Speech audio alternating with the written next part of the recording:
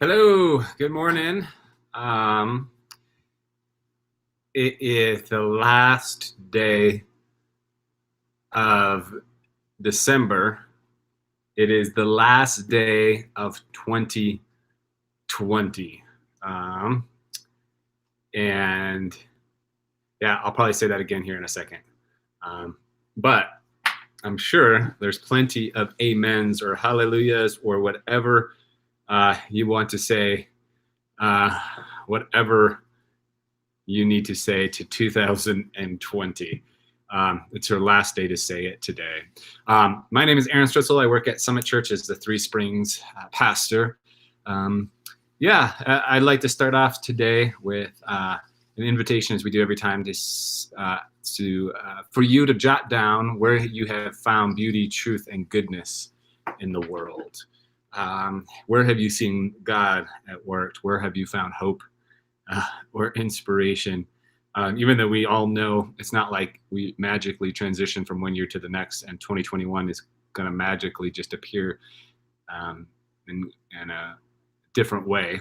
I think many of us are excited to begin a new year, but we also know we'll still have some things continued from the previous year, obviously. I'm trying to pull up to get comments here, but where have you found beauty, truth, and goodness? A couple of places. First, we did a drive-in Christmas Eve service last week, last Thursday actually, and to be honest, I was helping out with parking. I wasn't really looking forward to it. Confessions of a pastor here. I was dreading it because it was going to be cold and miserable, and it turned out to be a beautiful time actually. I really enjoyed it. It was a beautiful night. It was cold, but there was luminaries around. We had three different services that we put on, and I was still able to gather around with my family, light candles, even though we're outside, and sing Silent Night, which is one of my favorite things to do for Christmas Eve service. So that's where I've seen beauty, truth, and goodness. And the second place is I'm trying to pull up comments is earlier this week. Hopefully you can kind of see we got a little bit of snow, which is wonderful. So that's outside the window that I'm looking at right now as I talk to you all. You can see somebody did some sledding right across the street there, but we got some snow, which is always wonderful.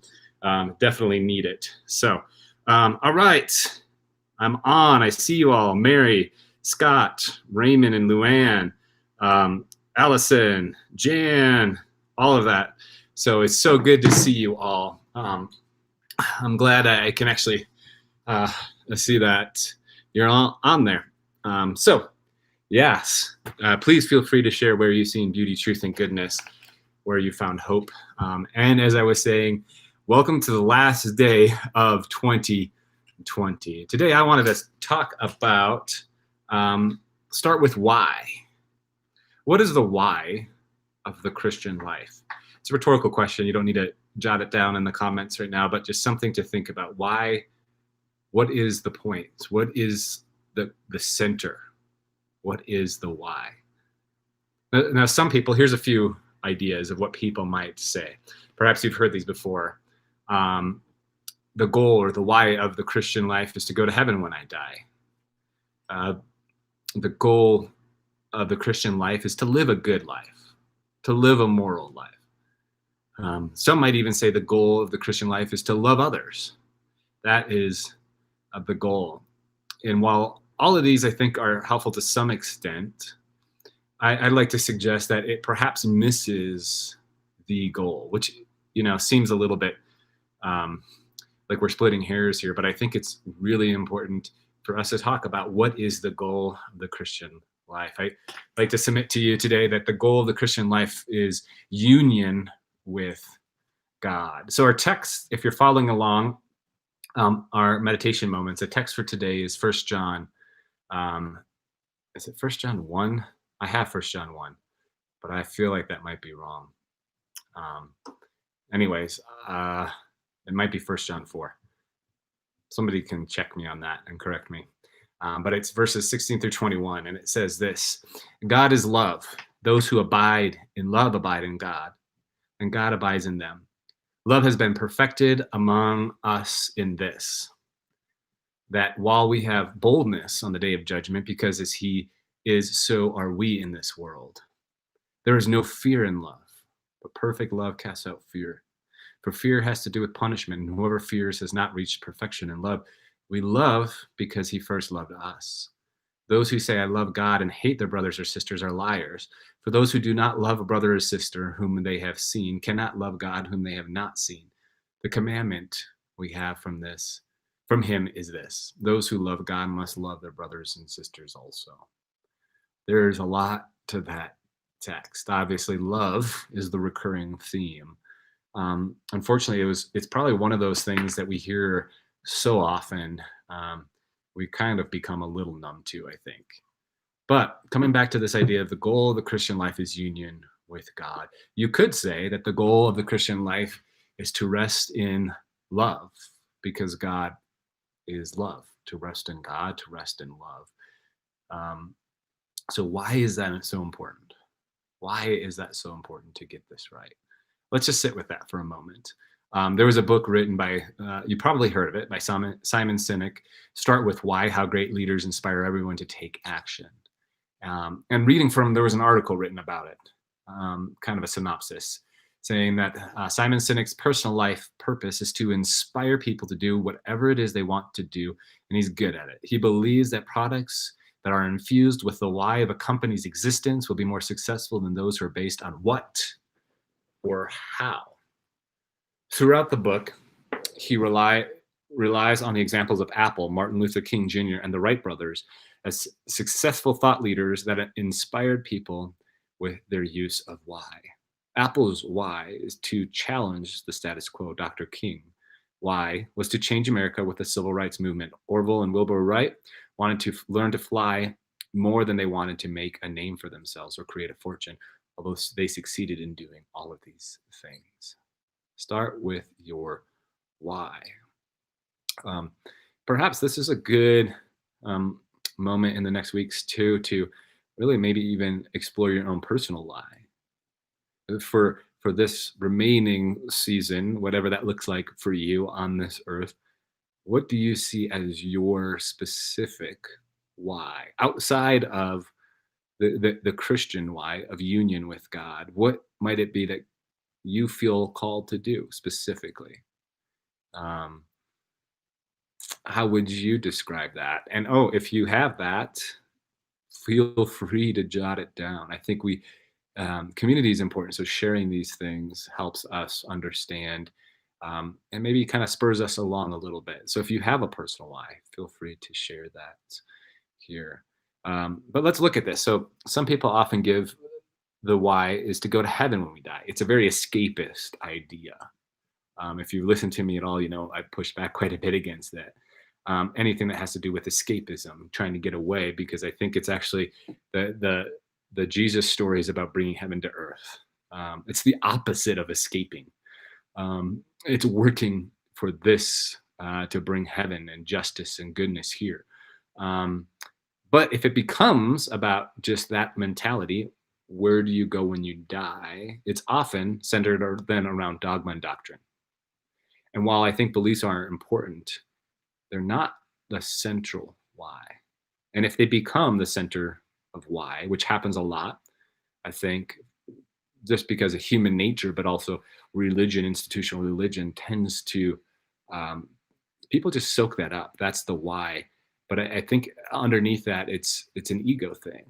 But when it's about doctrine and dogma, people quickly become rigid, dogmatic. It can lead to exclusivism or judgmentalism. Perhaps you've all experienced that. And you can uncover that when people are like so concerned, well, what do you believe about this? And what do you believe? They're focused on that. And again, I think those are important things, but it's not the center. It wasn't the center for Jesus either. So the second thing is to live a good life. It's a moralistic. And if it becomes the why, the center is about morality, such as don't smoke or don't cuss or don't do this.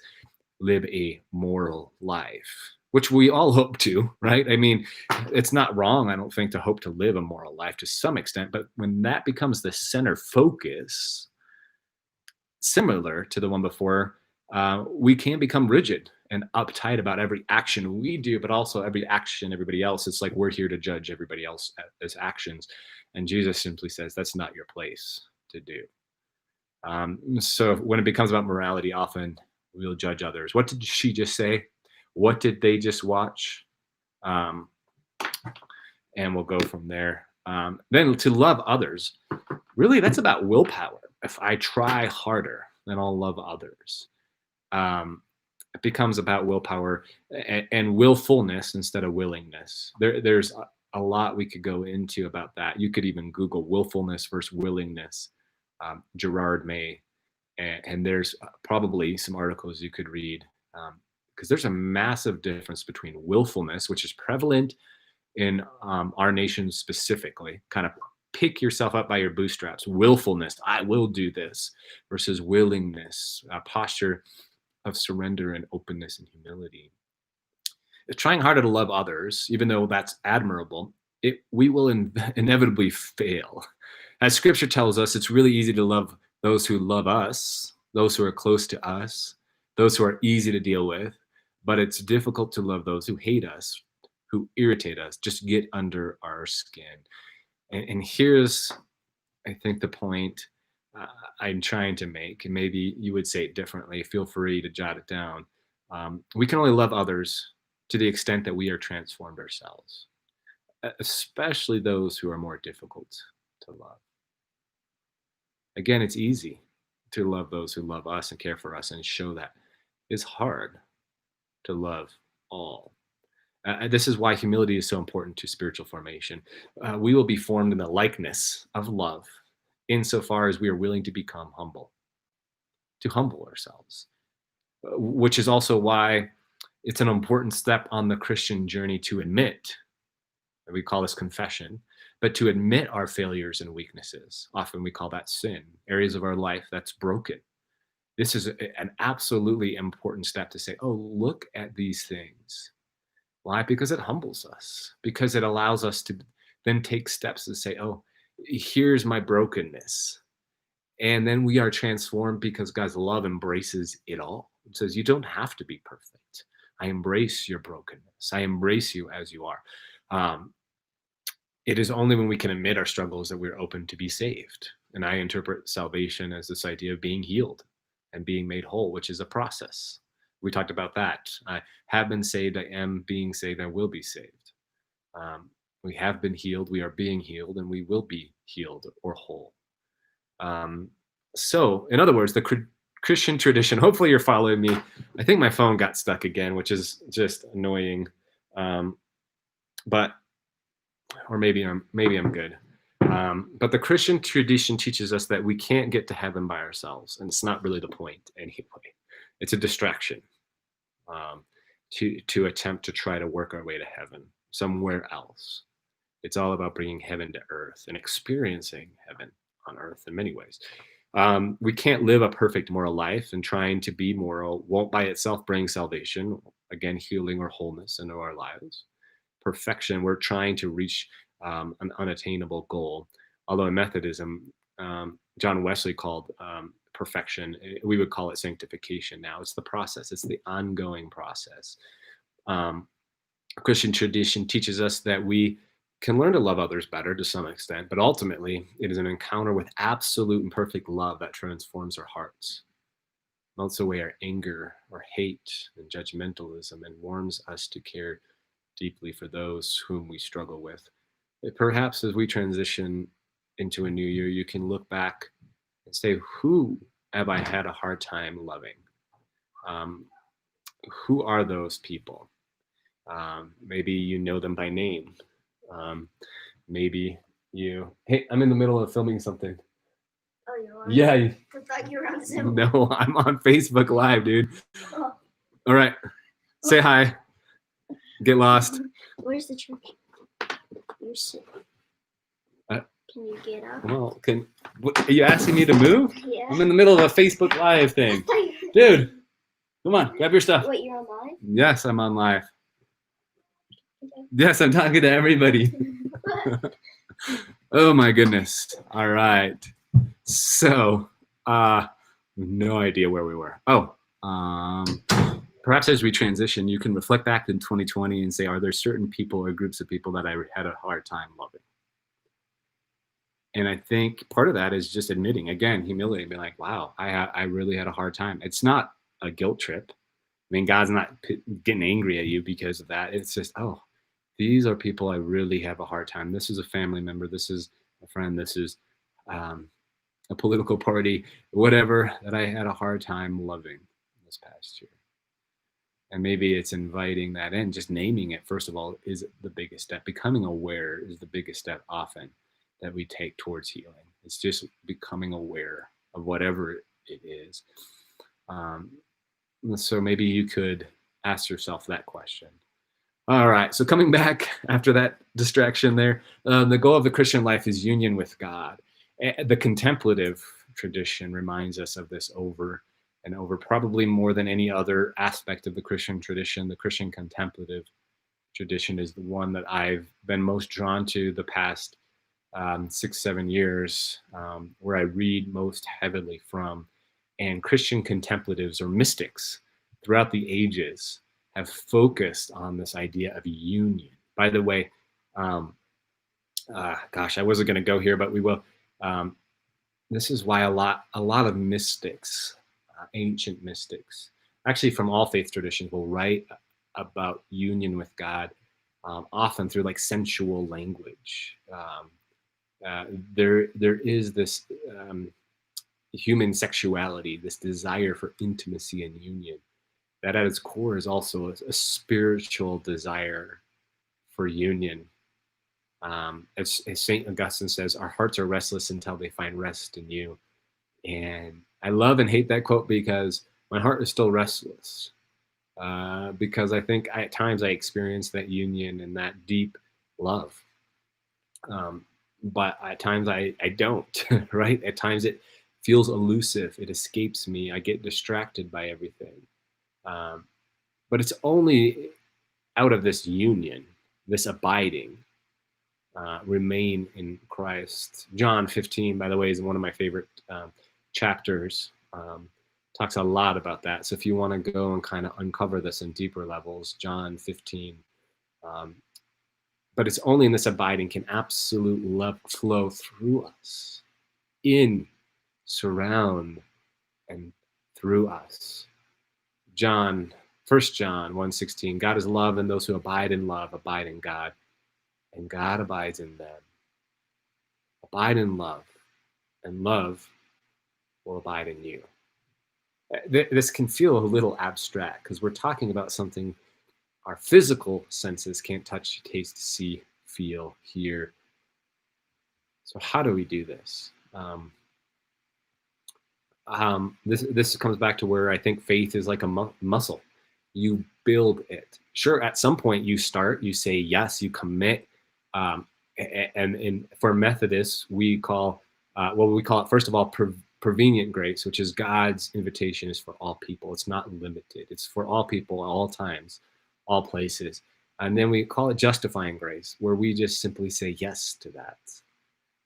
Sometimes some people have a moment like Saul on the road to Damascus. They have this moment they can remember. They said yes. But for a lot of people, I mean, I would argue that most of the disciples, it was a slow, ongoing process of sort of awakening, of understanding. But when we make it our why, our focus to experience love every day, to experience the divine in our lives, to become more aware of the sacred in the moment, it's somewhat simple in that anyone can do it. You don't need an MDiv, Masters of Divinity. You don't need a PhD. In fact, education can sometimes get in the way of the simple core invitation God extends to each of us. Many of the mystics and contemplatives throughout the Christian tradition were ordinary people that committed their lives to say, I need to discover what this is about. My focus, my why is union with the sacred. So here's an invitation, and I'll end with this. But I gave you already an invitation. So here's the last invitation for this next year. As you're looking, actually, I'm going to talk about this a little bit more on Sunday with the Facebook live streams through our Three Springs Facebook page. But can you commit to 10 to 20 minutes a day to rest in love? Rest in love, to commune with God. Can you be still? Psalms 46:1, I think. Be still and know that I am God. Can you be still and know? Can you set aside reading, striving, journaling, distractions, and welcome God and love more fully into your life? That's what it's about. It's simple, isn't it? But anybody can do it, but it's hard. We constantly live with noise and doing and busyness and distraction, but to simply be. One of my favorite Christian teachers often says that the spiritual life is more about subtraction than addition. It's more about allowing things to fall away than it is about gaining things, which is why sitting in silence, solitude, and stillness, it does this. It allows things to fall away. It allows all else to quote unquote subtract or fade away. See, I think our egos are drawn to addition. We see this in all areas. We strive for more.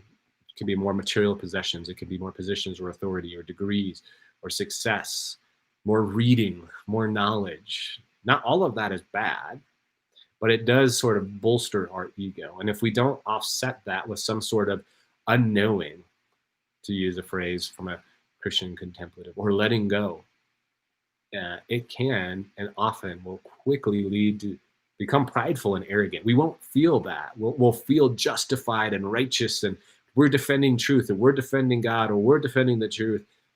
But oftentimes it's our own egos underneath that. Isn't it interesting that the central thing, the why to the Christian journey, is so simple? It's ongoing, obviously. You never arrive. It's so simple that anyone, almost anywhere, in almost any age, can do it. So Jesus, I'll close with this. Coming back to Jesus, this is why Jesus so often spent time alone in prayer. Can't think of a better time than sometime in the new year to spend more time alone, reflecting on this past year, and maybe invitations for this next year. Some people define prayer as communicating with God, and I think that's an aspect of prayer, communicating. There's intercessory prayer where you pray and you ask for things. There's communicating with God. But I think there's a deeper prayer that contemplatives teach us, which is communion with God. I think Jesus experienced this in his life, communion with what he called Abba, or intimate, loving parent. Jesus began his earthly ministry actually with 40 days spent in the wilderness. And he tells us in Luke 5:16, the author writes that Jesus often withdrew to lonely places to pray.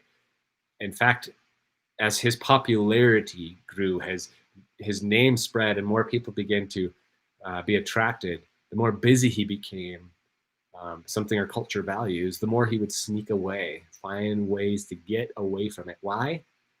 Because I think he knew his why. I think he knew that it was out of that abiding, out of that union. His prayer for us is that we may be one, in together, but with God as he was one. I think he knew his why, which was first and foremost to be in union, to be connected to the divine. Theosis, I think, is the name that that Orthodox Greek tradition names it. So Jesus, as our example and guide, helps us to understand that we need to keep our why as the central focus. How much more so in 2020, but I think for sure again in 2021, we'll need, and we'll have probably more opportunities to do this than ever before. Sure, it's been hard. Sure, there's a lot of things, but there's more opportunities to slow down. There's more opportunities to reflect. So hopefully we can use that to guide us into the new year. It is only when we are able to experience union with the divine, or abiding in God, that we are able to love others more fully. Some try to teach that God is love, but God gets ticked off all the time. Every time somebody messes up, every time God's angry, we can't trust ourselves to that false God. If God is love, absolute pure love, we have nothing to fear, nothing to worry about. Oh shoot, there was a great quote that I missed. It had something to do, and you can read it on the meditation moments, but something to do. God is extremely patient. If God has been working since the beginning of time, and science tells us that our universe has been evolving for 13.7 billion years, it's a long time. God's pretty patient. God's pretty patient with things. And when we recognize that God is love, and love is patient and kind, can we just rest in that? Can we rest in love? Maybe that's the invitation for us today as we transition to a new year. I read this text as incredibly inclusive. God is love. Those who abide in love abide in God, and God abides in them. Every time someone loves, they are abiding in God, and God is abiding in them. So, as I close, may this new year bring with it plenty of opportunities to abide in God, to become aware of God's love and presence that surrounds you every step of the journey. And may this growing awareness continue to transform you and allow you to love all of those in your life more fully, more completely, as God loves you. All right. Well, thank you for joining me today. We'll be back here tomorrow at 9, kicking off 2021. So we'll see you all tomorrow. May you all have a blessed and wonderful New Year's Eve into New Year's Day as we welcome